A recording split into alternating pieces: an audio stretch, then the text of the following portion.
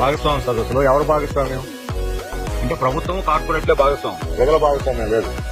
రోజు పీపుల్ గురించి చెబుతుంటారు, public private people partnership, people partnership ఆ పేరుతోనే దరిద్ర నిర్మూలన కూడా చెబుతున్నారు.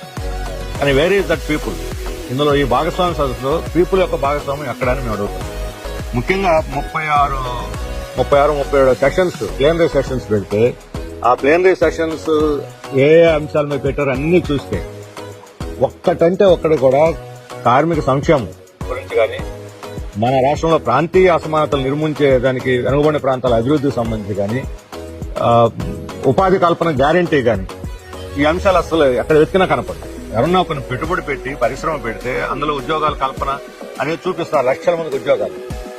ఇంతవరకు ఈ 1.5 సంవత్సర కాలంలో డిఎస్సీ 16,000 మినహా ఎక్కడ అసలు ఉద్యోగాలు లేవు, ఇవ్వలేదు, అన్ని ప్రకటనలు.